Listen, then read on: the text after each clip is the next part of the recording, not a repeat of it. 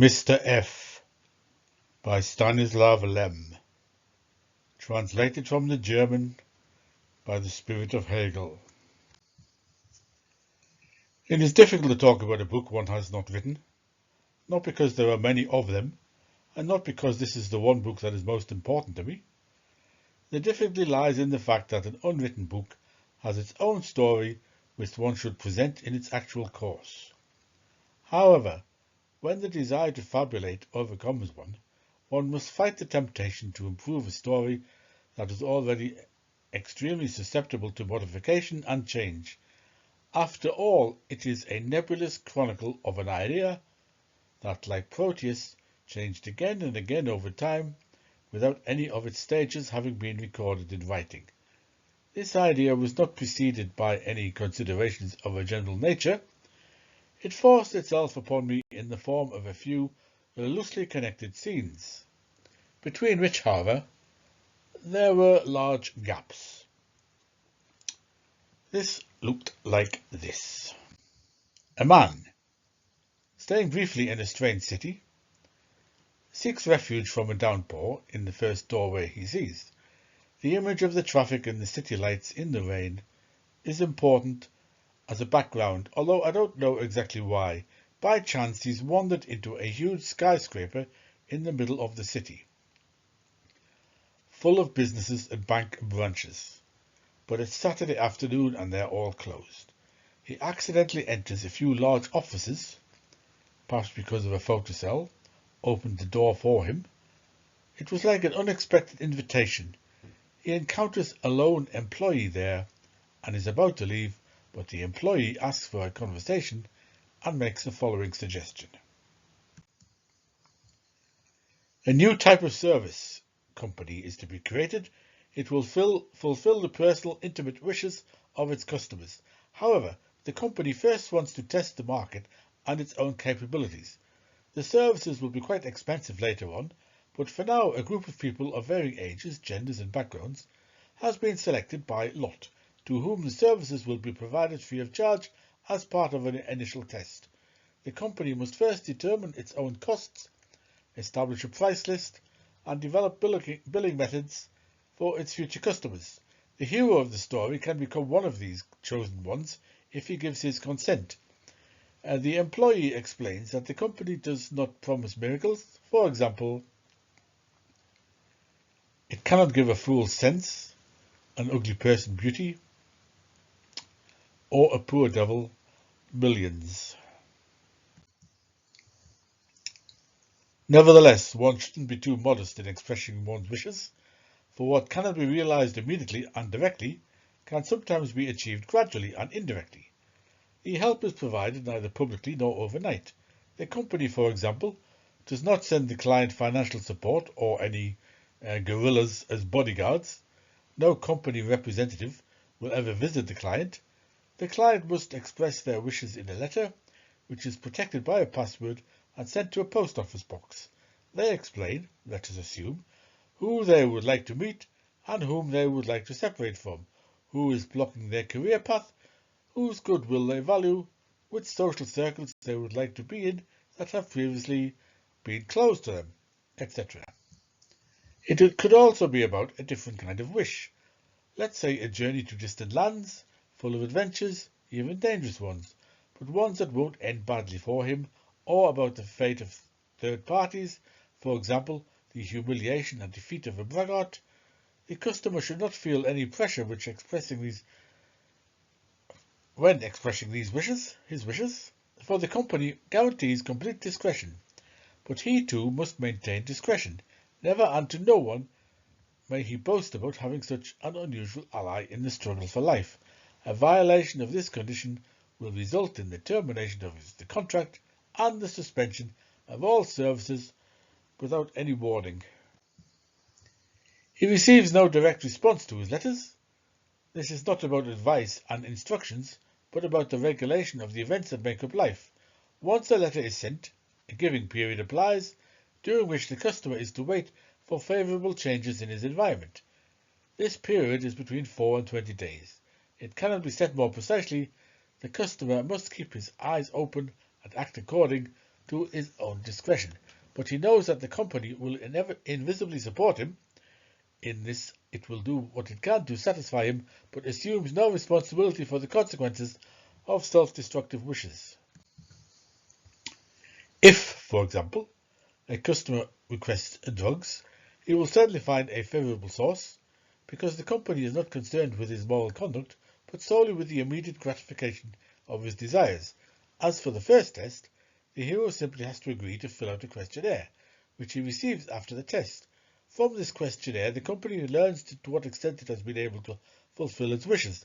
The hero signs the contract, which does not seem like a pact with the devil, because nothing is demanded in return for the vague, yet free, promises.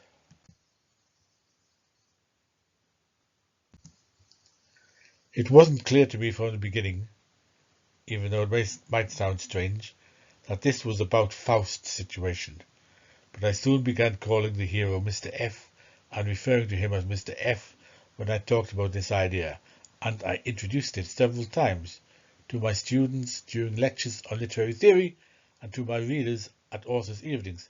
At the time, I had to fill in the gaps in this story by improvising a fable ad hoc. More or less like this. Returning home, Mr. F considers what he could wish for, but is unable to formulate a single wish. What comes to mind is either too banal and insignificant, or so unusual that it belongs to the realm of fantasy. But as a sober, objective and intelligent person, Mr. F will not make himself look ridiculous by wishing for miracles. Half a year passes and Mr. F has almost forgotten the contract he signed when his friend falls ill. He has a dark mole on his leg that suddenly begins to grow. The doctors diagnose a tumour of the most terrible kind, a blackish tumour, melanoma, which causes death in 100% of cases. Even amputation of the leg can only postpone the agony. Mr. F, without the slightest belief in the usefulness of this step, writes a letter and prays for his friend's recovery. Meanwhile, the friend changes doctors and falls into the hands of a famous specialist, who examines him and declares the diagnosis to be erroneous. After a minor cosmetic operation, the friend recovers. Mr. F himself doesn't know what to make of it. At one point he suspects a simple coincidence, at another he is ready to attribute supernatural powers to the company. Mr. F becomes aware that his relationship to the company is reminiscent of the relationship between man and God. A person prays for something and later he often doesn't know whether what has happened means that his prayers have been answered.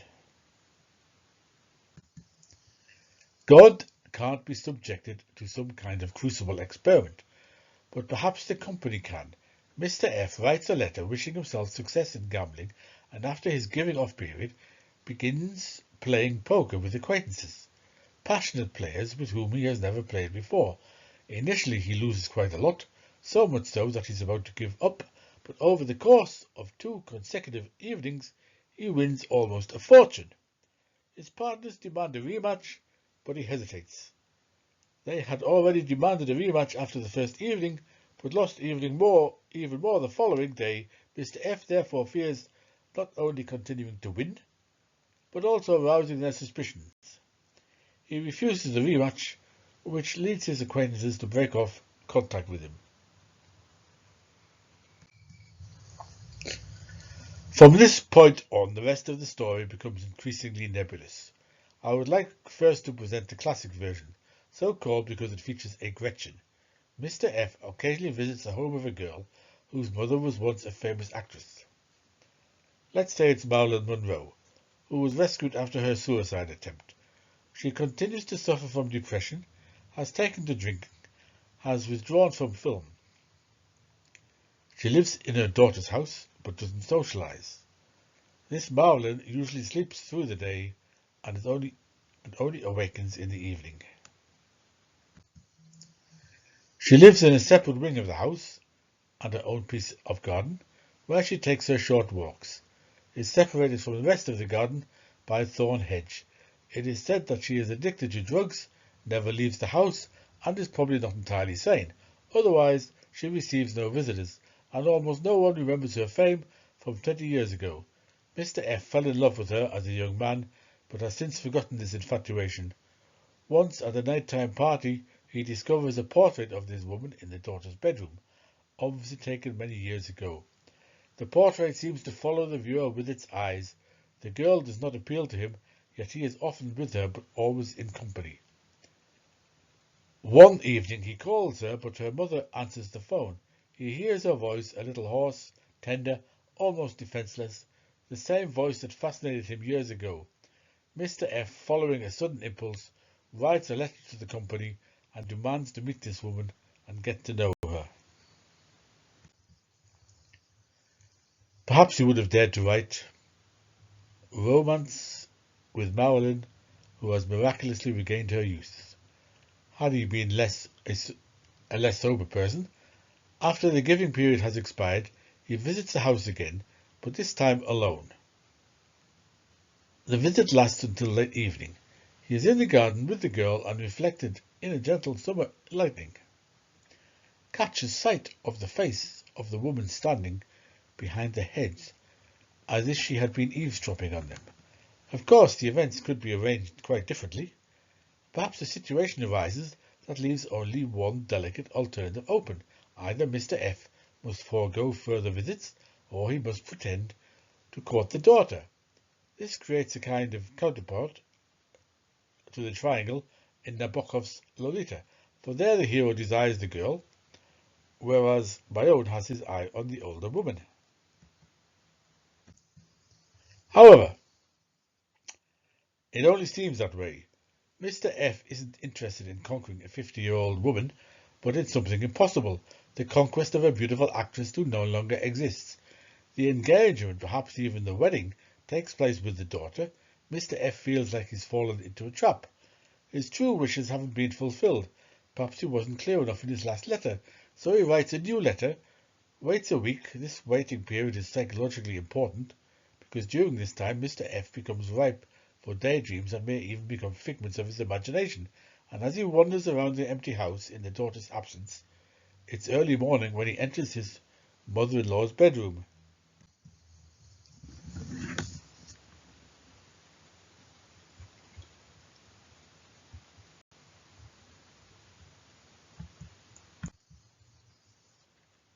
He's dealing with a woman who, woken from a narcotic sleep, mistakes him from someone else. Mr. F, however, doesn't notice it, or doesn't want to. Perhaps the daughter surprises him in her mother's bed. She breaks off relations with Mr. F without further ado, and simultaneously gets rid of her mother, because the house belongs to her. She never wanted her mother with her, but couldn't get rid of her, but now she can. Mr. F gets his old love back, an aging, unhappy, a drug-addicted woman who clings to him because she has no other choice. This is the erotic version of the story. It doesn't satisfy me any more than the others, but before I get to that, I want to tell the ending. Mr. F wants to get rid of the old actress, but can't. He sends more letters, finally going to the city and the house where he signed the contract. Financial difficulties are also brewing for him, because he has lived beyond his means and engaged in risky transactions. No one in the city knows anything about it. The firm is a perfectly ordinary insurance company. It is said that there once was an employee there who lost his mind and did all sorts of stupid things.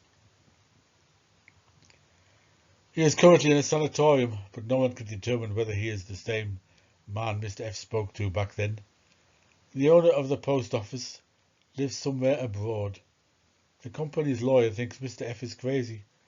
However, Mr. F is gathering evidence that leads him to believe that there was something to the matter, that a group of businessmen wanted to test the market opportunities for wish fulfillment, but quietly withdrew from this project because the customers often lost their sense of reality and slipped into the criminal milieu. But that was exactly how it happened and not otherwise. This was exactly how it happened and not otherwise remains an unconfirmed assumption on Mr. F's part. My difficulties with this original idea arose from the fact that while it offered the tempting possibility of a modernised Faust, it amounted to a rather trivial novel about the malicious fulfilment of desires. I tried in vain to incorporate politics and science into the plot. Of course, one can always arrange events in such a way that the hero begins to place increasing faith in the anonymous power at his service, but this inevitably leads to an escalation of his demands and consequently, in the realm of politics or science, to his rapid disillusionment. Certainly, one could let such a game thrive for a while on the coincidence between Mr. F's wishes and the events of major politics. Mr. F, for example, wants to overthrow a high-ranking politician, and this man actually dies in an accident or is kidnapped. Mr. F is French. He longs for the overthrow of the government. The action takes place in 1939. World War breaks out and the government falls. But that's precisely not the point. Mr. F would have to be an idiot to believe that the company had brought about the outbreak of war on his behalf. It would be no less dubious if he were to accept murder or a political assassination on his behalf. The work repeatedly shows a tendency to slip into the sensational or the fantastic. Either Mr. F's small wishes, which however do not transcend the scope of his personal life problems, come true and then everything remains shallow, or Mr. F demands things that, if fulfilled, explode the realism of the novel. If they do not, the plot immediately loses its tension. A realistic work can depict the career of a fictional star or a billionaire, but not a fictional global crisis or a revolution in America, because a realistic fable must find its place within an undistorted chronicle of historical events. If Mr. F had the intention of improving the world, the fantastical elements of the work would leave the realistic plane and transition into the grotesque or the macabre. For me, however, realism was a sine qua non of this novel, because a Faust who acts with a fictional history ceases to be a Faust of our time. Faust is the drama of the insatiable spirit who strives for the unattainable heaven and ends up in hell. A modern Faust cannot be an erotomaniac, a Philistine, a beer-table politician, or an assassin. I chose a defunct beauty for Gretchen, because Mr. F must demand the impossible, in this case the turning back of time. But I rejected this version precisely because of its triviality. For it sinks into the kitschy level of a naturalistic bedtime story. Faust is a man whose possibilities for action are suddenly, almost at a stroke, enormously expanded, even if this increase in power is partly based on an illusion on his part. This power is nevertheless the only thing that comes over him from outside, for everything he strives for must arise from within himself. Consequently, if he himself remains colourless, and his inner self reveals nothing more than a series of previously hidden desires, a caricature of the problem emerges, but not the problem of its authentic dimension. This is also the reason why it is impossible to force the mythical schema into the fable. This schema must, with complete credibility, shape life itself. So where should we look for today's Faust? Let's look at today's world. Its course of production and consumption no longer seems to us to be synonymous with making the greatest number of people happy through the greatest possible allocation of goods, as it once was. We recognize the continuation of production as necessary, but only in the sense that a paralytic's iron lung must continue to run, a machine, in other words, that protects from death but is good for nothing other than keeping the patient just barely alive. How does this changed value judgment come about? To explain it, one must consider the entire history of humanity. At every point in history, the sapiential, over which Homo sapiens negotiates its binary, Part of the mind is mobile and weightless. It resides in the heads of living people. And the other part was invested in real estate. For the symptoms of production, communication, cities and machines are nothing other than congealed spirit incorporated into matter and therefore inert in the same sense that an accelerating material mass is inert. Although everything is constantly changing, the most important thing remains unchanged, the direction of the changes. We have inherited so much intellect frozen in civilization from the past that we are unable to deal with this inheritance in the way the new requirements demand. This is what I have in mind when I speak of the inertness of the mind. Thus, the historical balance of the mind is that its rigid part increases in civilization at the expense of the mobile part.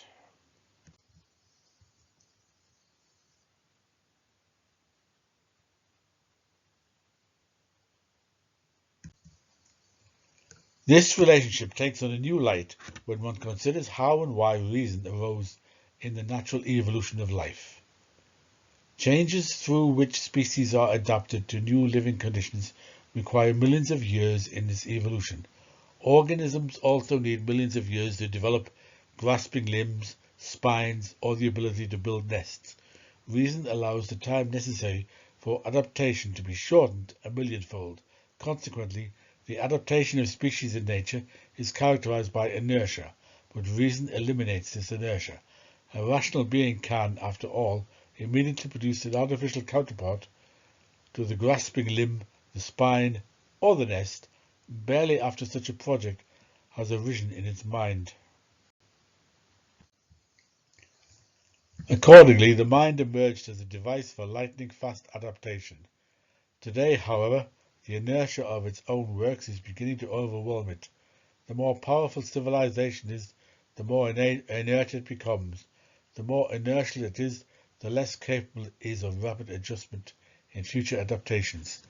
This weakness of the living mind, compared to what is inherited from civilization, causes a worldwide non-adaptation in the form of political, pedagogical, and social anachronisms, intellectual confusion, leading to the overproduction of information and impulses of nihilistic destruction, but also in connection with this, a feeling of threat and helplessness. The image of the mind imprisoned by its own works corresponds entirely to the fate of Greek tragedy. At the same time, however, it is a picture full of irony when one considers that the mind was supposed to eliminate the greatest flaw of natural evolution, its inertia. The inertia of the biological inheritance, which requires millions of years for the self-sustaining metamorphosis of species. One could also say that it is neither fate nor irony, but merely the consequence of the indifference the world has shown toward humanity. Since no one planned evolution and the emergence of humanity within it in advance, there is no rational reason why one of the products of this evolution, our mind, should not prove unreliable to the point of endangering life at a certain stage of its existence. The above reflection shows that in the search for a contemporary Faust, the most important thing is not to find the golden mean between the psychology of the hero and the mythology of the insatiable intellect. The main problem, however, becomes the reduction of the situation of humanity to the situation of the individual. Here we have an impossible task before us. In striving to write this Faust, I was well on my way to repeating the mistake I once accused Thomas Mann of.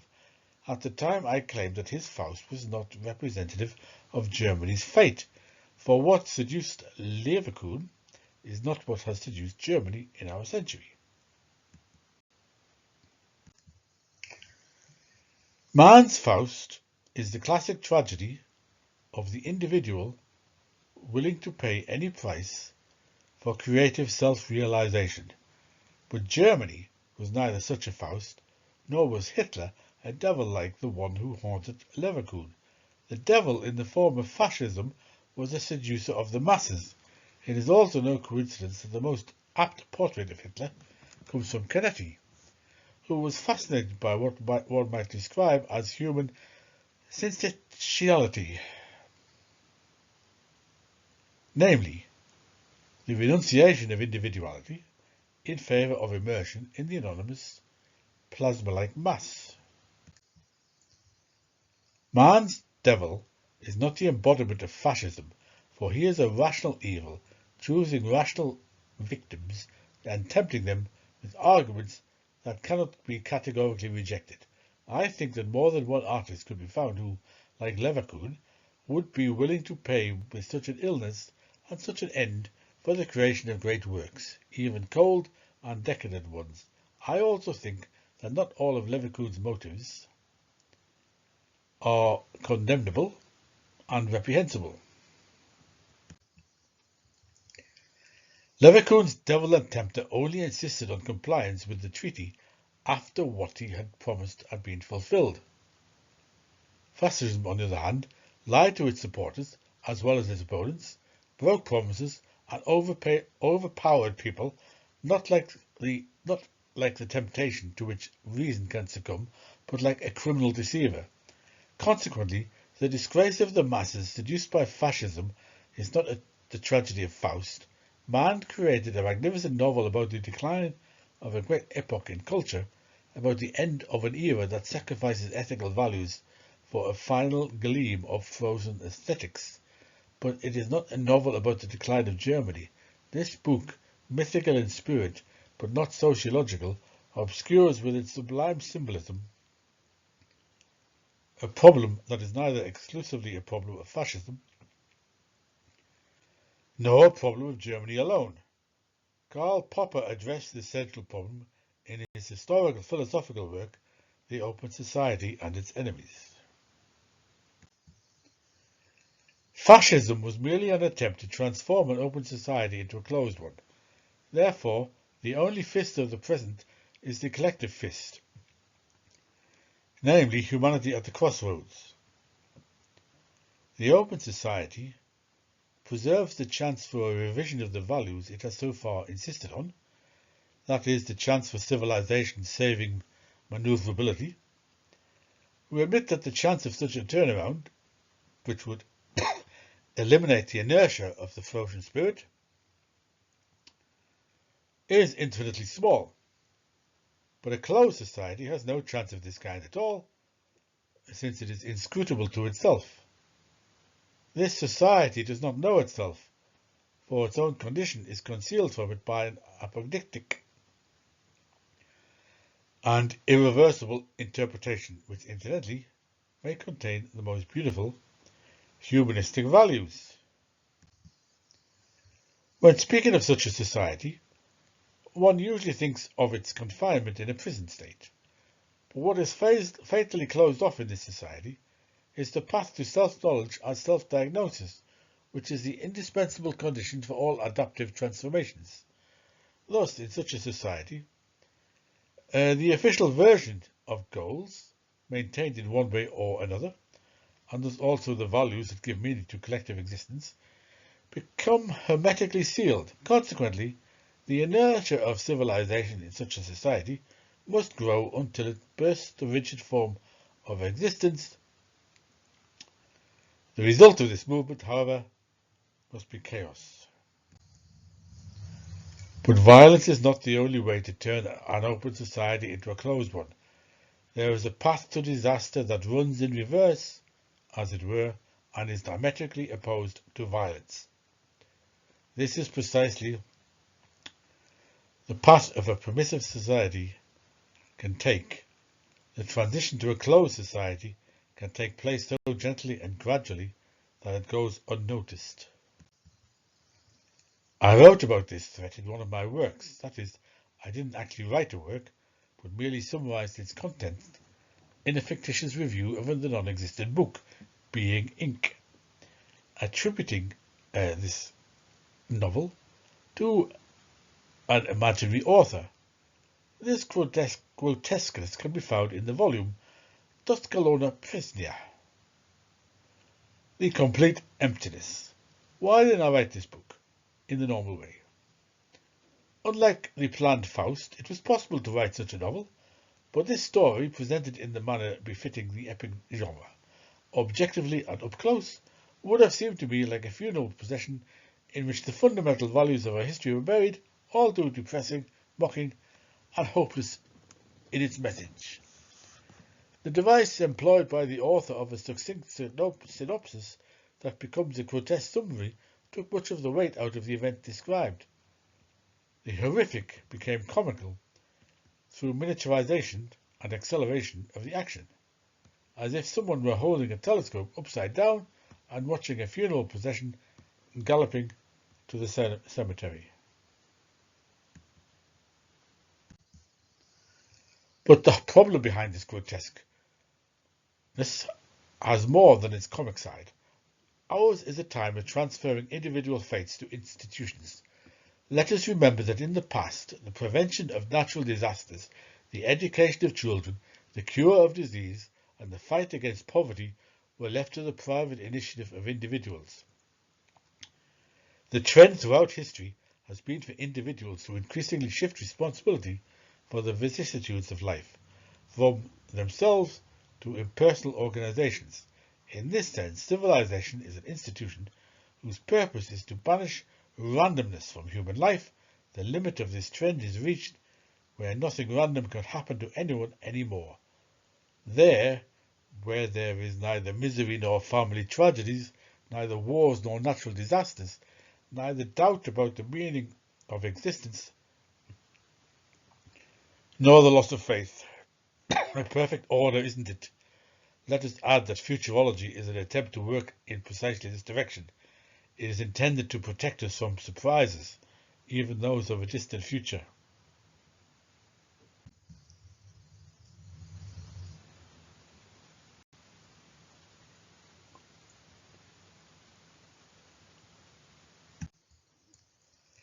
These preconditions are not apparent at first glance in Being Inc.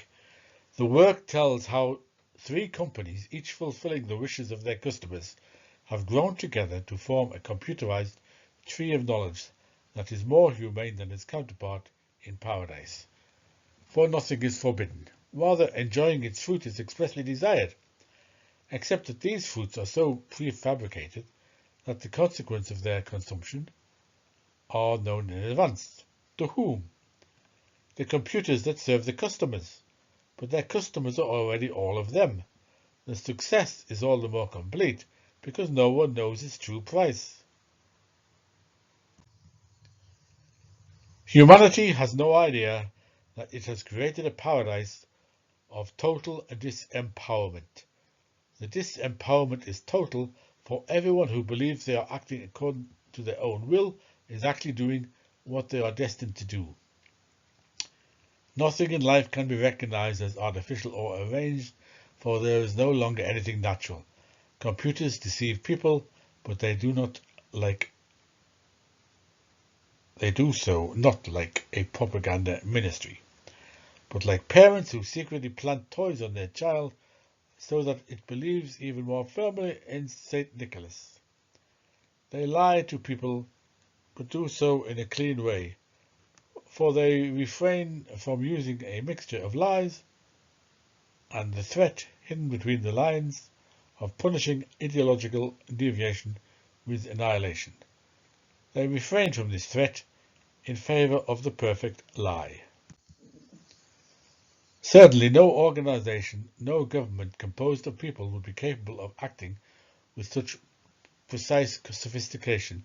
Moreover, in that case, at least a few people would know the true state of affairs, which is unacceptable because if only one person knows the truth, the imitation of the truth ceases to be perfect. Incidentally, in an ordinary closed society, those in power consider such mastery in lying to be a matter not worth the effort.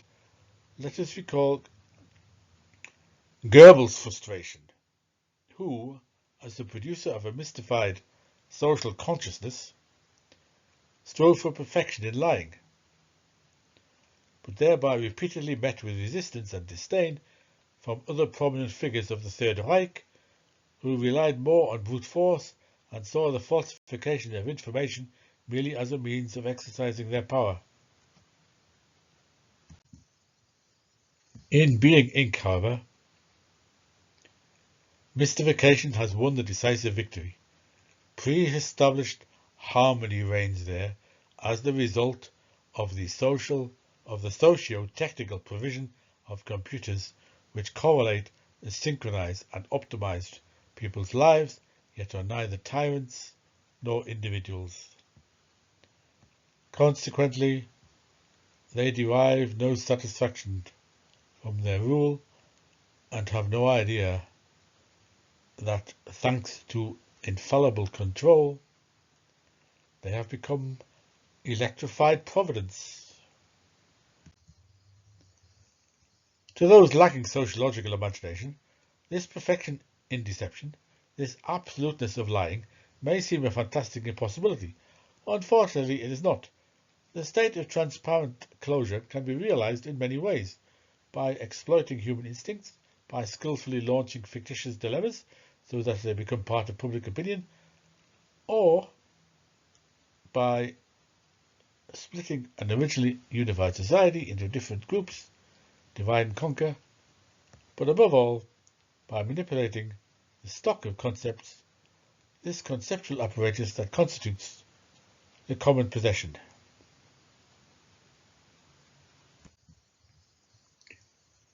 The long-term consequences of this mimicry, which blurs the distinction between false and true, can be far more pernicious, though at first glance they are not as harrowing or as beautifully repulsive as the tortures Orwell described in 1984, namely because one can oppose torture with the courage of despair, but it is impossible to rebel against restrictions that are indistinguishable from freedom. Being Inc. thus amounts to Faust's descent into hell, with hell surprisingly proving to be a comfortable place. People cannot leave this hell because they are completely unaware that they have entered it.